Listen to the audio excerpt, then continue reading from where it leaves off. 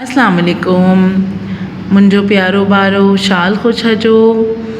उमेद आहे त तव्हांजो ईद उल अज़हा ऐं 14 अगस्त लुत्फ़ वठंदे गुज़रियो आहे। तूं ईद उल अज़हा मां ख़ूबसूरत जानवरनि जी क़ुर्बानी कयो हो ऐं 14 अगस्त मां झंडियनि सां सजावट करी लुत्फ़ वठंदो हो। ॿारो अब कुझु ॻाल्हि पढ़ाई जी कंदो आहे। आओ असीं पुराणो असाइनमेंट मां जून ऐं जुलाई जे सबक़ मुकम्मल कयो हो। जून ऐं जुलाई मां सबक़ नंबर 1 ॿ थियण 4 ऐं 6 मुकम्मल करायो हो। आओ तव्हांखे 1 ॿ थियण 4 ऐं 6 मुकम्मल करायो हो ऐं मज़मून तारीख़ी जाइ जो सैर ऐं 6 ॾींहंनि जी मोकल लाइ दरख़्वास्त जो कमु करायो हो। उमेद आहे त तव्हांखे हीअ असेसमेंट चङी तरह समझ ईंदो हो ऐं तूं उहां जो असेसमेंट ईमानदारी सां चङी तरह यादि करी मुकम्मल कंदो हो। ॿारो अब कुझु ॻाल्हि अगस्त जी असाइनमेंट जी कंदो हो। अगस्त मां असीं सबक़ नंबर 10 8 9 10 11 पढ़ंदो हो ऐं मज़मून वतन जी हुब ऐं नाज़िम आला की सफ़ाई करण लाइ दरख़्वास्त लिखो हो। ॿारो अब आओ सबक़ जी बुलंदख़्वानी कंदो हो। आओ सबक़ नंबर 8 जेट जहाज़ जी बुलंदख़्वानी कंदो हो। सबक़ नंबर 8 सफ़ा नंबर 16 पेज नंबर जेट जहाज़ बार बरदारी जो सबका तिक्को वसीलो हवाई जहाज़ है। बोझ उठाने का सबसे तेज़ वसीला हवाई जहाज़ है। हवाई जहाज़न मां वरी सपनी का बेहतरीन तिक्को जेट जहाज़ है और हवाई जहाज़ों में सबसे बेहतरीन जेट जहाज़ है। जेट जहाज़ न रगो घणो सामान पर घणा माण्हू बि कढी सकंदो आहे। जेट जहाज़ न सिर्फ ज़्यादा सामान बल्कि ज़्यादा लोगों को भी उसके अंदर बिठाया जा सकता है। जेट जहाज़ 45,000 फुटन जी बुलंदी ताईं उॾामी सघिदो। जेट जहाज़ 45,000 फुट की बुलंदी से उड़ सकता है। जेट जहाज़ एॾा त वॾा हूंदा आहिनि जो इन्हनि में 500 माण्हू सफ़र करी सघनि था। जेट जहाज़ इतना बड़ा होता है कि इसमें 500 अफराद सफ़र कर सकते हैं। जेट जहाज़ को आप एयर बस भी कहते हैं। ठीक है। जेट जहाज़ ॿियनि जहाज़नि कान इन करी निरालो आहे। जेट जहाज़ या एयर बस दूसरे जहाज़ों से इसलिए निराली होती है जो अहो थीलण वारी अंदाज में हिलंदो आहे, जो एक धकेलने वाले अंदाज में हिलता है। क्योंकि वो इसलिए निराला होता है दूसरे जहाज़ों से क्योंकि वो धकेलने वाले अंदाज में हिलता है। तो हाँ कोकियल कोकटो त ॾिनो हूंदो, कोकियल कोकटी की जिढ़न मुन्हन वटां ॿधी छॾिबो आहे। आहो हिकु हिंद पियल हूंदो आहे। कोकियल कोकटो ऑयल की बात हो रही है यहाँ पर। जो ऑयल डाला जाता है इसमें, उसको मुंह तक भर के छोड़ दिया जाता है। तिढ़न आओ हिकु हिंद पियल हूंदो आहे। ये यहाँ पर इसमें एक ख़ास जगह दी हुई होती है। कोकटी जी मुन्हन खोलण सां कोकियल कोकटो बेसिकली उस जगह का नाम दिया है इन्होंने जहाँ से इसमें ईंधन भरा जाता है या ऑयल भरा जाता है।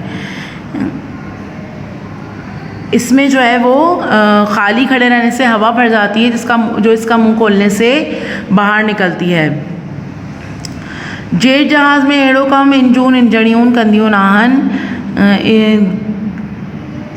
जेट जहाज़ में ये काम हवा निकालने का बाहर इसका इंजन करता है। जेट जहाज़ की पहली कामयाब उड़ान 27 अगस्त 1939 ईस्वी थी जर्मनी में कई वई।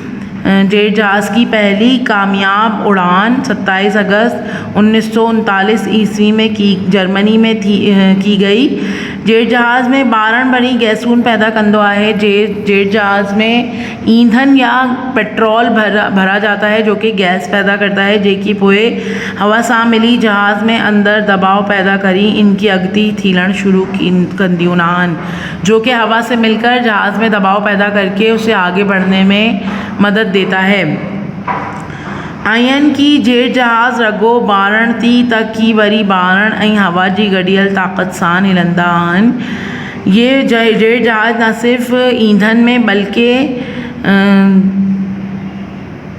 हवा की मदद से भी ताक़त से हिलता है। जेट जहाज़ जी ईजाद सां उॾाम जी दुनिया में एक इनकलाब आयो आहे ऐं फ़ासला घटिजी विया आहिनि। जेट जहाज़ की ईजाद से दुनिया में एक इनकलाब आ गया है और बहुत बड़े बड़े फ़ासले घट गए हैं। सवाल नंबर 1 मश्क की तरफ आते हैं बेटे। सवाल नंबर 1 बार बरदारी जो सबका तिक्को वसीलो कहिड़ो आहे। आप कहिड़ो काट के यहाँ पर लिख देंगे सबक का नाम। का नाम लिखेंगे यहाँ आप लोग, ये केड़ो काट के, और सबक का नाम है आपका जेट जहाज़। ठीक है जी। जेट जहाज़ घणनि फुटनि जी बुलंदी ताईं उॾामी सघी थो। Page number 16 paragraph number 1 1 2 3 third line में जेट जहाज़ 45,000 फुटनि जी बुलंदी ताईं उॾामी सघी थो। क्वेश्चन नंबर 3 जेट जहाज़ ॿियनि जहाज़नि खां निरालो कीअं आहे। Page number 16 paragraph number 2 line number 1 jet जहाज़ ॿियनि जहाज़नि खां इन करे निरालो आहे जो अहो थीलण वारी अंदाज़ में हिलंदो आहे। क्वेश्चन नंबर 4 जेट जहाज़ जी पहिरियन कामयाब उॾाम किॾनि थी। Page number 17 paragraph number 2 line number 1 jet जहाज़ जी पहिरियन कामयाब उॾाम 27 अगस्त 1939 ईस्वी थी जर्मनी में की वई आहे। ठीक है जी। क्वेश्चन नंबर 2 सवारी लाए ॿिया कहिड़ा वसीला आहिनि। इस क्वेश्चन का आंसर मैं आपको प्लानर के थ्रू साइन करूँगी। ठीक है जी। 18 लफ्ज़नि जी मायने लिखो ऐं जुमलन में कम आणियो। बार बरदारी, तिक्को, थीलण, हिंद, ॿारण, निरालो, ताक़त, वसीलो, ये तमाम चीज़ें मैं आपको प्लानर के थ्रू साइन करूँगी बेटा। खाकी में दनल लफ्ज़न आडो, इन्हनि जा ज़िद लिखो। खाके में दिए हुए अल्फाज की ज़िद लिखिए। घणो, तोरो, बुलंदी, पस्ती, कामयाब, नाकाम, पहिरियन, आखिरी, ताकतवर, कमज़ोर। बारो आप में से कुछ स्टूडेंट्स को प्रॉब्लम थी कि उन्हें शाह अब्दुल लतीफ़ भिटाई चैप्टर जो है वो समझ नहीं आया है, लिहाजा मैं इस वीडियो में शाह अब्दुल लतीफ़ भिटाई चैप्टर एक बार फिर से एक्सप्लेन कर रही हूँ। ठीक है। Page number 11 chapter number 6 Shah Abdul Latif Bhittai रहमतुल्लाह। वैसे तो ये अगस्त का जून जुलाई का चैप्टर है, लेकिन आप लोगों को समझ नहीं आया, इस वजह से ये चैप्टर दोबारा एक्सप्लेन कर रही हूँ। ठीक है बेटा। हर चीज़ समझना ज़रूरी होती है। आप लोग अभी यही सोचेंगे कि ये तो गुज़र चुका है तो टीचर क्यों समझा रही हैं। तो बेटा अभी जब आपके स्कूल खुलेंगे तो मे भी आपको फर्स्ट टर्म के एग्ज़ाम्स देने हों दोबारा से, ठीक है ना, तो उसमें इंक्लूड किया जाएगा। जो आपको न्यू असेसमेंट के एग्ज़ाम्स देने होंगे, जो सेकंड टर्म का एग्ज़ाम्स होंगे, आपके मिड टर्म्स होंगे, उसमें ये क्वेश्चंस भी इंक्लूड किए जा सकते हैं। लिहाजा ये चैप्टर समझना भी बहुत ज़रूरी है। ठीक है। शाह अब्दुल लतीफ़ भिटाई रहमतुल्लाह सिंध जो वॾी में वॾो शाइर ऐं सूफ़ी बुज़ुर्ग थी गुज़रियो आहे। शाह अब्दुल लतीफ़ भिटाई रहमतुल्लाह सिंध के बहुत बड़े शाइर और सूफ़ी बुज़ुर्ग गुज़रे हैं। संदस पीओ जो नालो शाह हबीब रहमतुल्लाह हो। आपके वालिद का नाम शाह हबीब रहमतुल्लाह है। सिंध जो अज़ीम शाइर ऐं सूफ़ी दरवेश शाह अब्दुल करीम बलड़ी वारो संदस दर ॾाढो हो। सिंध के अज़ीम शाइर और सूफ़ी बुज़ुर्ग सूफ़ी दरवेश शाह अब्दुल करीम बलड़ी वाले आपके परदादा थे। शाह अब्दुल लतीफ़ रहमतुल्लाह पेयनपुर गोट में जाओ हो। शाह अब्दुल लतीफ़ रहमतुल्लाह पेयनपुर गोट में गाँव में पैदा हुए। संदस जमन जो सन 1102 हिजरी बराबर 1690 ईस्वी आहे। आपकी पैदाइश का सन 1102 हिजरी बराबर 1690 ईस्वी है। कुछ अरसे खां पोइ शाबीब पेयनपुर छड़ी कोटरी मुग़ल नाली गोट में अची रहियो।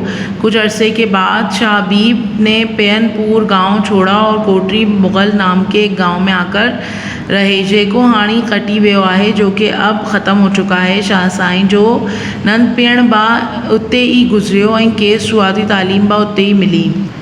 शाह साहब का बचपन भी वहीं गुजरा है और शुरुआती तालीम भी वहीं मिली है। शाह साहब नंढपिण में ही ॾाढो सुलझड़ो ऐं घणो वक़्तु गौर फ़िक्र में रुधल रहंदो हो।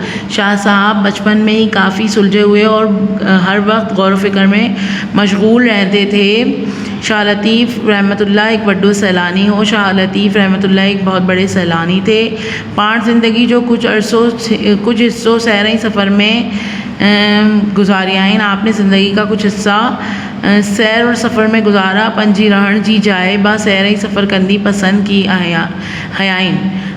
आपने अपने रहने की जगह भी सैर और सफ़र करके ही पसंद की। जाए करार दिन जी परसाण वारी जो दड़ो यानी भिट आहे।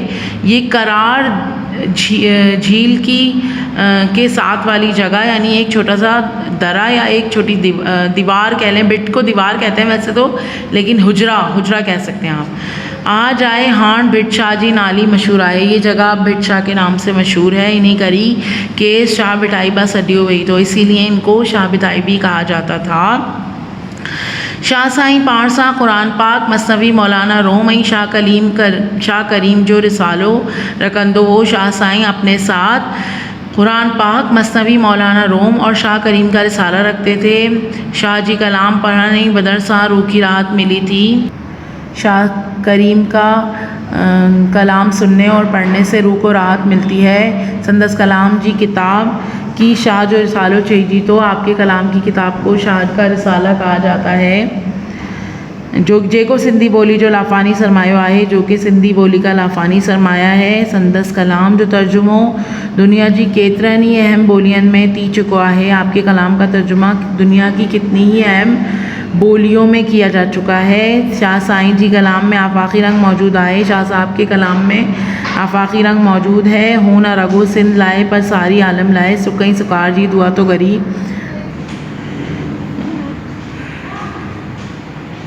आपके कलाम में आफाकी रंग मौजूद है, ना सिर्फ सिंध लाए के लिए बल्कि सारे आलम के लिए खुशी और खुशहाली की दुआ करते हैं। शाह भिटाई पंजी हयाती जो बाकी अरसों इन्हीं भिटती गुजारे हो। शाह भिटाई ने अपनी ज़िंदगी का बाकी अरसा इसी भिट में गुजारा। सन 1160 हिजरी बराबर 1806 ईस्वी में रहालत के आइन। सन 1160 हिजरी बराबर 1806 ईस्वी में आपने वफ़ात फरमाई। सिंध जी मशहूर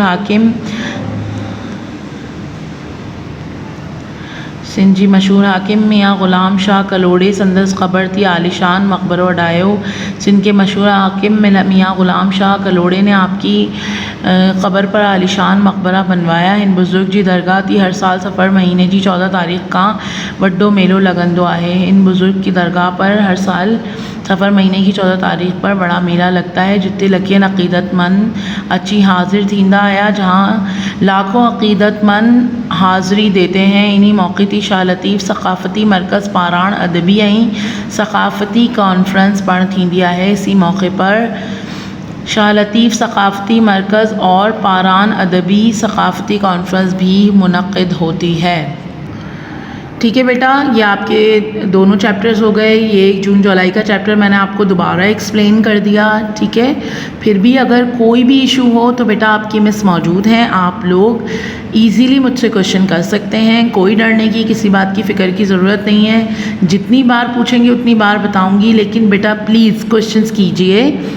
क्वेश्चंस करना बहुत ज़रूरी है। आप लोग कुछ नहीं पूछेंगे इसका मतलब है आप कुछ नहीं पढ़ रहे, है ना। तो उम्मीद करती हूँ जल्द से जल्द मुझे अच्छा रिस्पांस आएगा और बाकी तमाम काम हम प्लानर के ज़रिए करेंगे। ठीक है बेटा। अल्लाह हाफ़िज़, अपना बहुत सारा ख्याल रखिएगा।